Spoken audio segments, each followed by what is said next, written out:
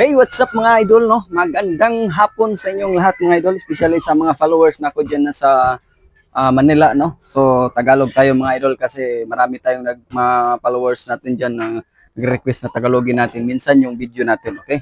So, ito mga idol, meron ako papakita sa inyo yung finished product na indoors na ginawa ko. So, katapos lang to. So, medyo malapit-lapit lang tong deliveran nito mga idol, no? So, as you can see mga idol, 10 doors standard and not sliding door mga idol, no? So, yun, meron tayong pakainan. So, makapal talaga yung pakainan mga idol, no? Para matagal, masira. Then yung ating pultahan is talagang matitigas na kawain at saka makapal, no? Para maglong last talaga yung ginawa natin tanggal, no? Same rin dito sa pangalawa. Dito sa pangatlo, meron din siyang pakainan at saka pulta, no? Yung batugan pa lang mga idol, hindi pa nagawa, no? So, ngayon, partially pakita ko sa inyo muna.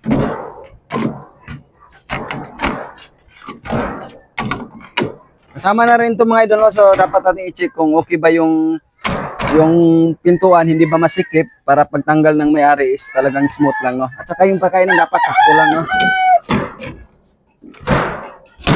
Ginagawa ko talaga ito mga idol kapag may finished product ako para malaman natin yung problema before natin mabigay sa may-ari, no? Yung nag-order. Kasi kung may mga adjustment, i-adjust na natin mga idol.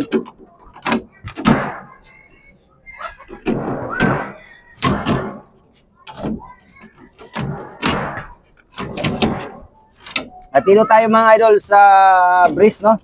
Ito yung brace natin dito sa second floor kasi mahalaga ito pala siya magbibigay support doon sa haligi niya. Then sa ibaba meron din ito.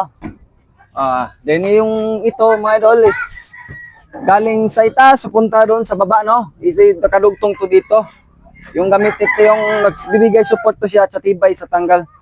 Tsaka yung haligi sa gitna meron na. Tsaka meron siyang brace, no? Para hindi talaga siya mag-alog-alog.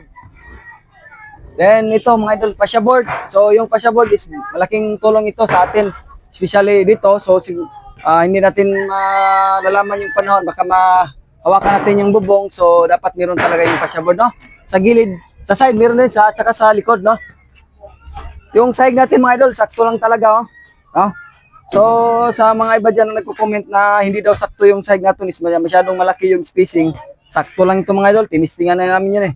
Ilagyan natin yung manok. So, yun lang mga idol, no? So, ikaw, kung naghanap ka ng ganitong tangkal, so PM lang dito.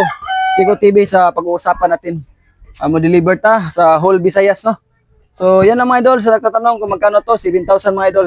Salamat, bye-bye.